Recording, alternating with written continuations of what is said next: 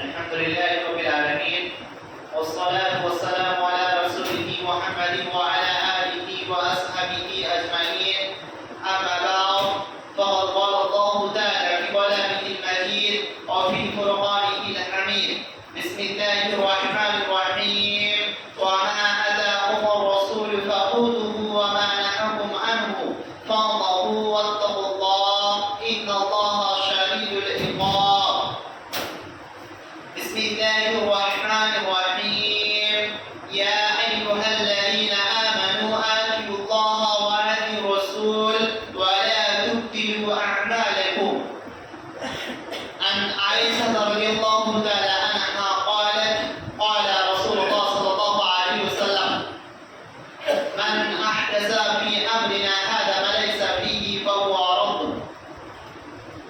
وقال النبي صلى الله عليه وسلم كل أمة يدخلون الجنة إلا من آبى قيل ومن آبى قال من عصاني دخل الجنة ومن عصاني فقد آبى উপস্থিত আজকের জুম্মার মুসল্লিবর্গ প্রশংসা সেই মহান রব্বুল আলামিনের নিমিত্তে যার প্রশংসা করে আমরা শেষ করতে পারবো না তাই অতি সংক্ষেপে আমরা সকলেই ছোট্ট বাক্যে বলি আলহামদুলিল্লাহ।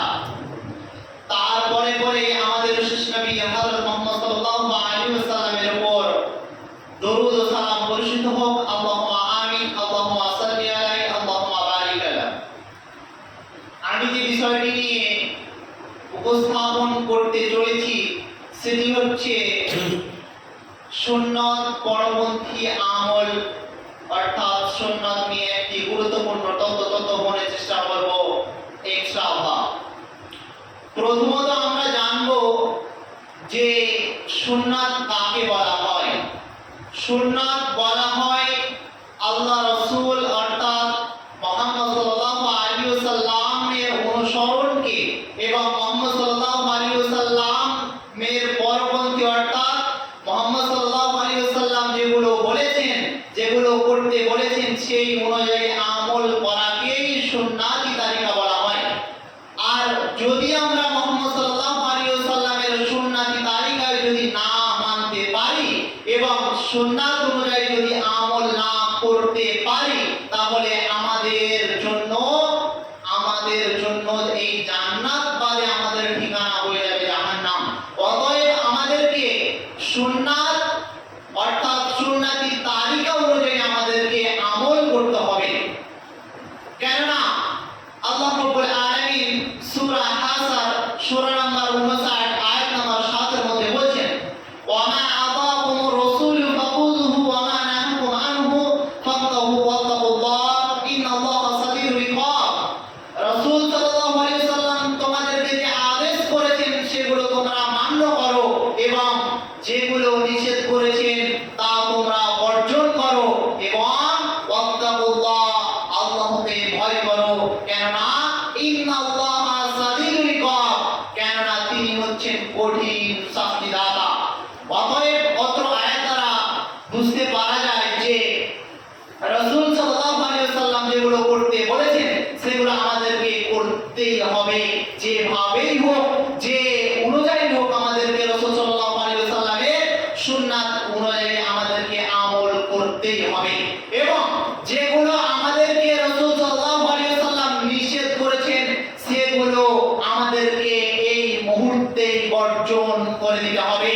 কারণ রাসূল সাল্লাল্লাহু আলাইহি ওয়াসাল্লাম নিষেধ করেছেন, অতএব রাসূল সাল্লাল্লাহু আলাইহি ওয়াসাল্লাম নিষেধ কথা অর্থাৎ যে আমলগুলো করতে নিষেধ করেছেন সেইগুলো আমাদেরকে বর্জন এখনই করতে হবে, এই মুহূর্তেই করতে হবে। অতএব আমরা যদি এই আমলগুলো রাসূল সাল্লাল্লাহু আলাইহি ওয়াসাল্লামের আদেশকে যদি মান্য করতে না পারি এবং রাসূল সাল্লাল্লাহু আলাইহি ওয়াসাল্লামের নিষেধকে যদি বর্জন করতে না পারি তাহলে কিন্তু আমাদের জন্য অপেক্ষা করতেছে আল্লাহ রাব্বুল আলামিনের কঠিন শাস্তি। কারণ আমি বলছি না, আপনি কোরআন খুলবেন, কোরআনের সূরা হাসর সূরা নাম্বার 59 আয়াত নাম্বার 7 আপনি খুলে দেখবেন আল্লাহ রাব্বুল আলামিন স্বয়ং বলেছেন যে তিনি কঠিন শাস্তিদাতা এবং আপনি যদি এই অনুযায়ী আমল না করেন তাহলে আপনাকে কিন্তু আর কিয়ামতের দিনে শাস্তি ভোগ করতে হবে। সম্মানিত উপস্থিতি, এই জন্যই আমাদেরকে সুন্নাত অনুযায়ী আমল করতেই হবে। সুন্নাত অনুযায়ী যদি আমল না করি তাহলে কিন্তু চলবে না। উপস্থিত মুসলিম হাদিসের মধ্যে বলেন রাসূল সাল্লাল্লাহু আলাইহি ওয়াসাল্লাম হাদিসের বর্ণনায় আনাস রাদিয়াল্লাহু তাআলা আনহু তিনি বলেন, একদা নবী করিম সাল্লাল্লাহু আলাইহি ওয়াসাল্লামের স্ত্রীদের কাছে তিনজনের একটি দল আসলো। এমন অবস্থায় সেই তিনজন কি করলো? রাসূল সাল্লাল্লাহু আলাইহি ওয়াসাল্লামের ইবাদত সম্পর্কে জানার জন্য তাদের স্ত্রীদের কাছে জানতে চাইলো। এমন অবস্থায় রাসূল সাল্লাল্লাহু আলাইহি ওয়াসাল্লামের স্ত্রীগণ তার ইবাদত সম্পর্কে অবহিত করলেন। এমন অবস্থায় তারা তাদের ইবাদতকে কম মনে করলো। তখন বলল যে রাসূল সাল্লাল্লাহু আলাইহি ওয়াসাল্লাম তো রাসূল সাল্লাল্লাহু আলাইহি ওয়াসাল্লামের তো আগের এবং পরের গুনাহ সমস্ত ক্ষমা করে দেওয়া হয়েছে, তারপরেও তিনি এত ইবাদত করেন। তখন ওই তিনজনের মধ্যে একজন বলল যে আমি প্রতিনিয়ত সারা রাত জাগ্রত হয়ে নফল সালাত আদায় করব। আরেকজন বলল আমি প্রতিনিয়ত সিয়াম পালন করব, রোজা রাখবো, আর কখনো আমি সিয়াম ত্যাগ করব না, কখনো ইফতার করব না, সর্বদা সিয়াম পালনে ব্যস্ত থাকবো।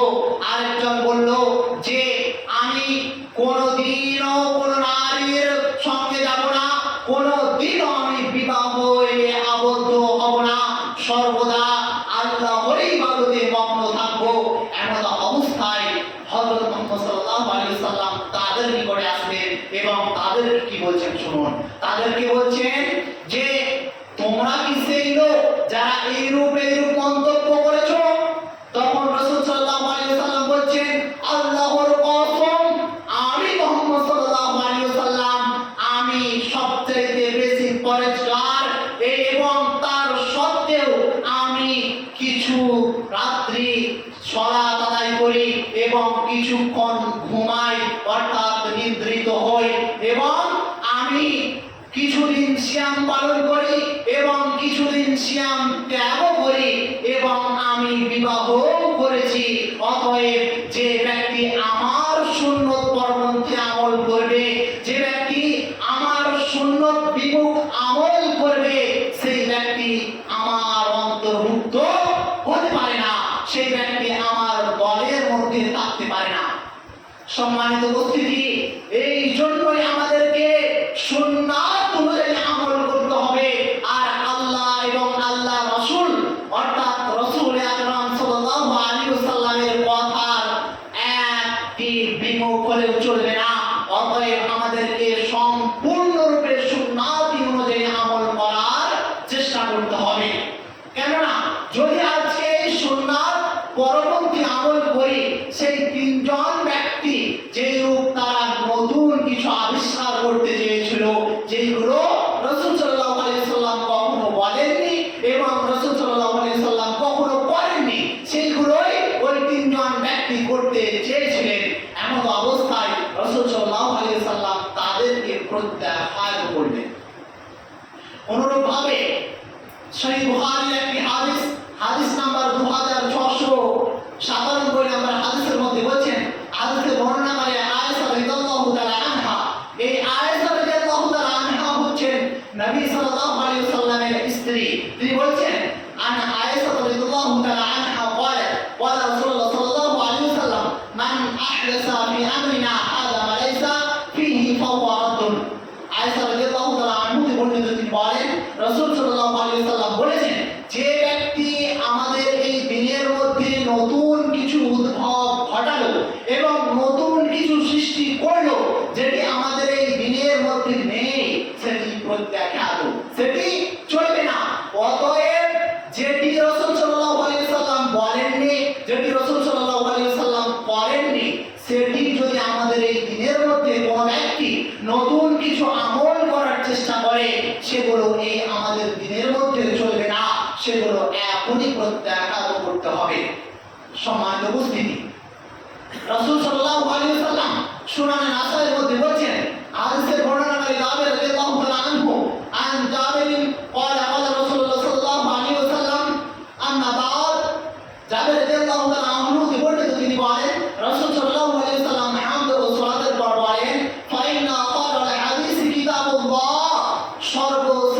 কিতাব হচ্ছে, সর্বশ্রেষ্ঠ বাণী হচ্ছে আল্লাহর বাণী।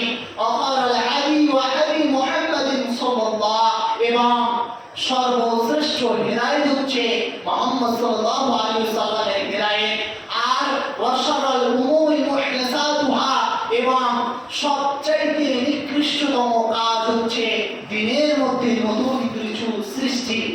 আর ওয়া কুল্লু বিদআতিন দালালা, আর সমস্ত নতুন কিছুই হচ্ছে ভ্রষ্টতা।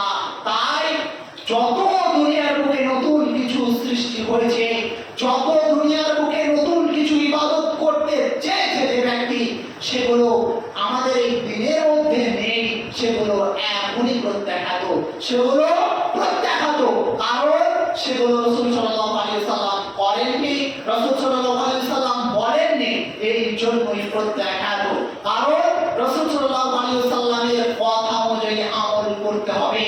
রাসূল সাল্লাল্লাহু আলাইহি ওয়াসাল্লাম যেভাবে যে উপায়ে আমল করেছেন, সেই উপায়ে আমাদেরকে সেই অনুযায়ী, সেই সুন্নাত অনুযায়ী আমাদেরকে আমল করতে হবে। ব্রাদার ইসলাম, বলছিলাম যে কিভাবে রাসূল সাল্লাল্লাহু আলাইহি সাল্লাম যেভাবে বলেছেন সেইভাবে সাহাবীগণ কিভাবে আমল করতেন জানেন? যে হযরত উমর রাদিয়াল্লাহু তাআলা আনহু হতে বর্ণিত, তিনি বলেন যে একদা তিনি হাজরে আসওয়াদ অর্থাৎ কালো পাথর, যেটি কাবা শরীফে লাগানো আছে, সেই কালো পাথরের কাছে গিয়ে বলছে যে এটি হচ্ছে শুধুমাত্র একটি কালো পাথর, এটি কোনো কারো অমঙ্গল এবং মঙ্গল করতে পারে না, কারো কল্যাণ এবং অকল্যাণ আনতে পারে না। তার সত্ত্বেও আমি এই কালো পাথরকে চুম্বন করছি এই কারণে, কারণ আমি নবী সাল্লাল্লাহু আলাইহি ওয়াসাল্লামকে এই হাজরে আসওয়াদকে চুম্বন করতে দেখেছি বলে আমি আজকে এই কালো পাথরকে চুম্বন করছি, নচেত আমি চুম্বন করতাম না। তাহলে এটাই হচ্ছে রাসূল সাল্লাল্লাহু আলাইহি ওয়াসাল্লামের সুন্নাত অনুযায়ী আমল।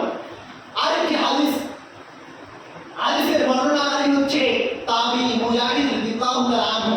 তাবি বলা হয় তাদেরকে যারা সাহাবীদেরকে দেখেছিল, যারা সাহাবীদেরকে দেখেছিল রাসূল সাল্লাল্লাহু আলাইহি ওয়াসাল্লামকে দেখার সুযোগ পায়নি, তাদেরকে বলা হয় তাবি।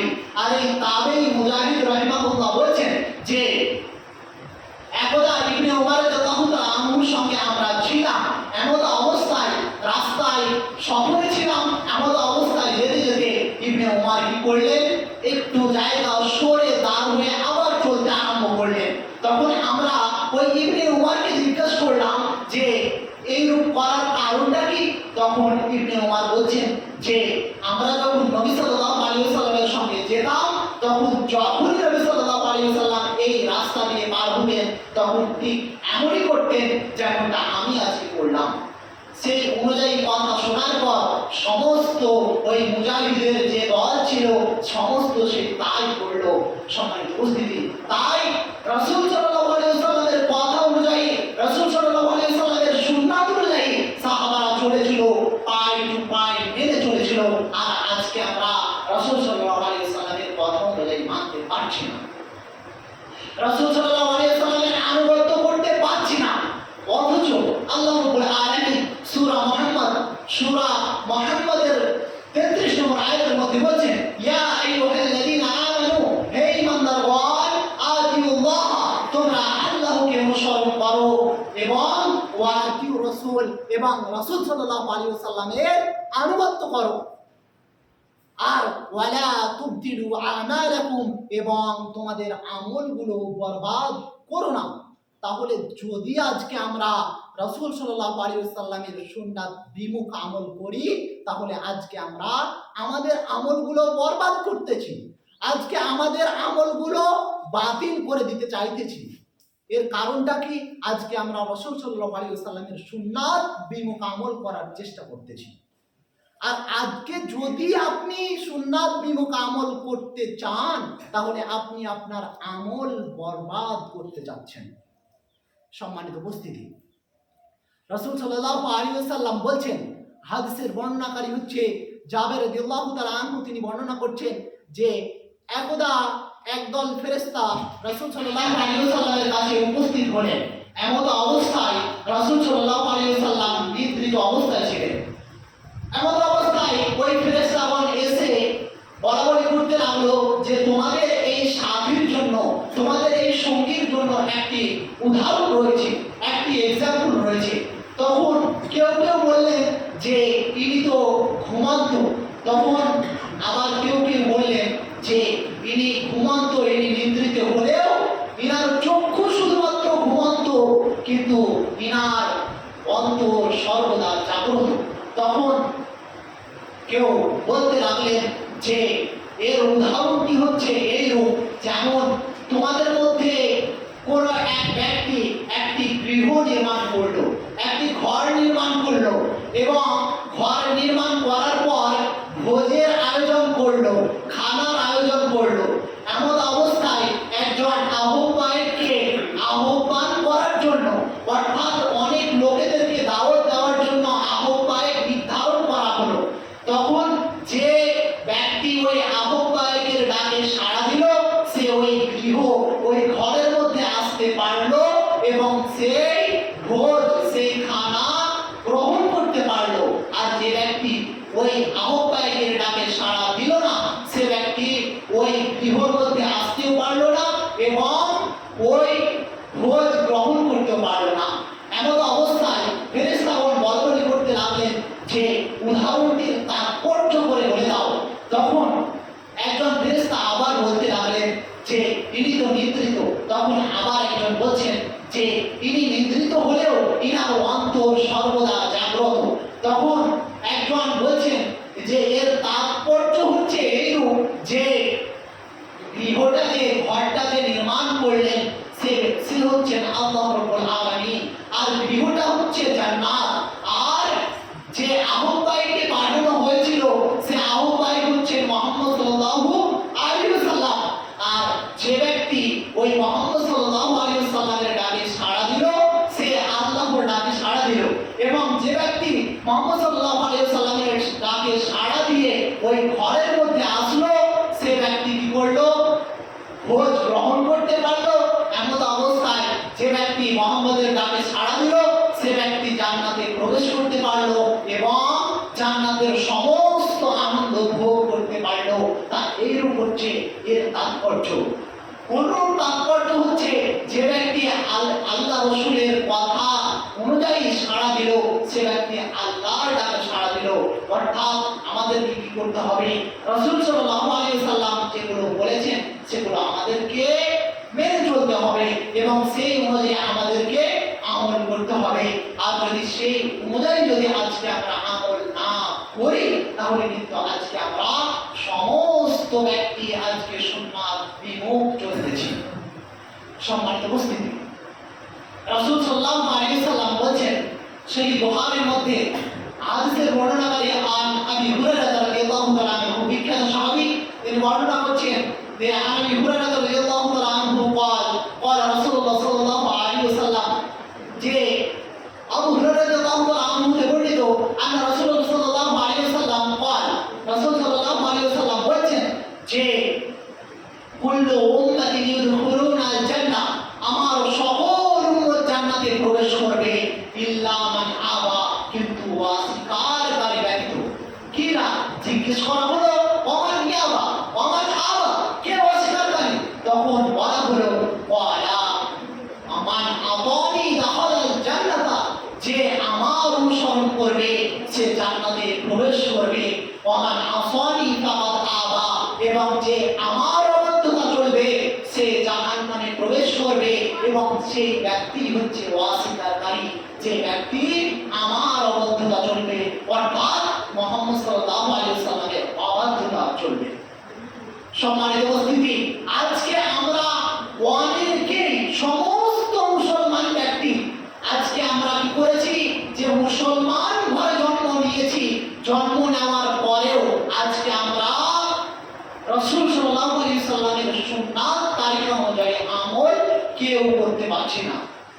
কিন্তু কেন? আজকে আমাদের কর্তব্য ছিল যে মুহাম্মদ সাল্লাল্লাহু আলাইহি ওয়াসাল্লামের সুন্নাত অনুযায়ী আমল করা। কেন কর্তব্য ছিল? কর্তব্য এই কারণে ছিল যে এখন আমরা মুসলমান হই, তখন আমরা বলেছিলাম লা ইলাহা ইল্লাল্লাহ, আল্লাহ ছাড়া কোনো মাবুদ নেই, এবং মুহাম্মদ রাসূলুল্লাহ সাল্লাল্লাহু আলাইহি সাল্লাম, লা ইলাহা ইল্লাল্লাহ মুহাম্মাদুর রাসূলুল্লাহ, মুহাম্মদ আল্লাহ রাসূল এবং তার বান্দা এবং তার দাস গোলাম।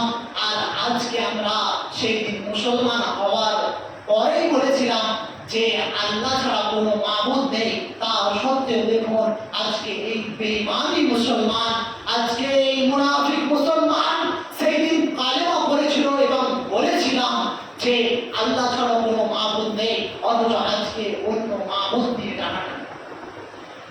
আজকে আমরা পীর মাজার খানকা শরীফে মাথা নত করে আজকে আমরা অন্য মাবুদের কাছে চাইতেছি, অথচ আমরা যেদিন মুসলমান হয়েছিলাম সেই দিন বলেছিলাম যে আল্লাহ ব্যতীত কোনো মাবুদ নেই, অথচ আজকে আমরাই ঝগড়া বিবাদ করতেছি যে আল্লাহ রাব্বুল আলামিনের কাছে চাইতে হলে তো কোনো কিছুর মাধ্যম লাগবে। নাউজুবিল্লাহ। সম্মানিত উপস্থিতি, আল্লাহ রাব্বুল আলামিনের কাছে চাইতে হলে তো ডাইরেক্ট তার সাথে কানেক্ট হওয়া যায়। আর আজকে আমরা বলছি যে আল্লাহ রাব্বুল আলামিনের কাছে যাওয়ার জন্য তো কোনো কিছুর মাধ্যম লাগবে। যেমন একজনের বলা অনুযায়ী আমি বলছি যে একজন ব্যক্তি বলেছিলেন যে আল্লাহর কাছে তো সরাসরি যাওয়া যায় না, তার কাছে চাইতে হলে তো কোনো কিছুর মাধ্যম লাগবে।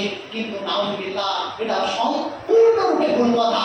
কারণ সেই ব্যক্তি কি বলেছিলেন জানেন, যে নদী পার হতে গেলে তো সম্পূর্ণ নদী এরকম পার হওয়া যায় না, নৌকার মাধ্যম লাগে এবং একটা মাঝির মাধ্যম লাগে। ওই মাঝিটি সঠিকভাবে নৌকার হাল চালিয়ে পার হয়ে যায়, তবেই নদী পার হওয়া যায়, নচেত নদী পার হওয়া যায় না। এটাই আমাদের থিঙ্কিং। কিন্তু সম্মানিত উপস্থিতি, আল্লাহ তো আল্লাহ, তার কাছে চাইতে হলে তো শুধু তারই কাছে যাওয়া যায়, তা ব্যতীত অন্য কারো কাছে যাওয়া যায় না। আল্লাহ তো নিজেই বলেছেন চাইতে হলে শুধু আমার কাছে যাও, অর্থাৎ আল্লাহর কাছে ডাইরেক্ট কানেক্ট হওয়া যায়। আর আপনি আজকে আল্লাহর কাছে যাওয়া বাদে আজকে অন্য কারো হাত ধরে আছেন, পীরের কাছে যাচ্ছেন, পীরের কাছে চাইতেছেন, অথচ পীর কি আপনার ভালো করতে পারে? পীর কি আপনার কল্যাণ করতে পারে? পীর যদি কল্যাণই করতো তাহলে পীর ওই মাজারে না থেকে আজকে কত কোটি টাকার মালিক হয়ে যেত। আপনার কি এই থিঙ্কিং একবারও মাথায় ঢুকে না? আপনার মাথায় কি সম্পূর্ণ গোবর ভরা আছে নাকি? ওই পীর যদি পীরের কাছে যদি চাইতেই হয় তাহলে পীর তো অনেক কিছু চেয়ে সে তো অনেক বড় লোক হয়ে যেত। তাহলে আপনি কেন যাবেন পীরের কাছে? অথচ আপনি মুসলমান হওয়ার পরে আপনি বলেছিলেন আল্লাহ ছাড়া কোনো মাবুদ নেই, অথচ আপনি অন্য মাবুদ নিয়ে আজকে টানাটানি। তাহলে আপনি বেঈমান না, তো আপনাকে বেঈমান বলবো না, তো আপনাকে কাকে বলবো বেঈমান? তারপরে আপনি বলেছিলেন যে মুহাম্মদ আল্লাহ রাসূল, আপনি দাবি করেছিলেন যে মুহাম্মদ আল্লাহ রাসূল, তারপরেও দাবি করার সত্ত্বেও আজকে মুহাম্মদের কথা অনুযায়ী না মেনে, মুহাম্মদ সাল্লাল্লাহু আলাইহি সাল্লামের সুন্নাত অনুযায়ী না চলে আজকে আমরা অন্য কিছুর অন্য রাস্তা অবলম্বন করতেছি। সম্মানিত উপস্থিতি, তাহলে আজকে আমরা বেঈমান মতো কে বেঈমান? আজকে আমরা কথা দিয়েও যদি কথা না রাখতে পারি যে আল্লাহ ছাড়া কোনো মাবুদ নেই এবং মুহাম্মদ আল্লাহ রাসূল, সেটি বলার সত্ত্বেও যদি আজকে সেটি মান্য করতে না পারি, তাহলে আজকে আমরা বেঈমান না তো কে বেঈমান? সম্মানিত উপস্থিতি, আজকে যদি আপনি সুন্নাত অনুযায়ী আমল না করেন, আল্লাহ এবং আল্লাহ রাসূলের কথা অনুযায়ী না মেনে চলতে পারেন, তাহলে হতে পারে কাল কিয়ামতের দিনে আপনাকে জান্নাত হারিয়ে জাহান্নামে চলে যেতে হচ্ছে। তাহলে আজকে আল্লাহ এবং আল্লাহ রাসূলের কথা অনুযায়ী আজকে চলুন, কালকে আপনি জান্নাত যাবেনই যাবেন ইনশাআল্লাহ। সম্মানিত উপস্থিতি, তাই আমাদেরকে রাসূল সাল্লাল্লাহু আলাইহি ওয়াসাল্লাম যে তারিকা আমাদেরকে শিক্ষা দিয়েছেন, সেই তারিকা অনুযায়ী আমাদেরকে চলতে হবে। যে হাদিস রাসূল সাল্লাল্লাহু আলাইহি ওয়াসাল্লাম বলেছেন, সেই হাদিস অনুযায়ী আমাদেরকে আমল করতে হবে।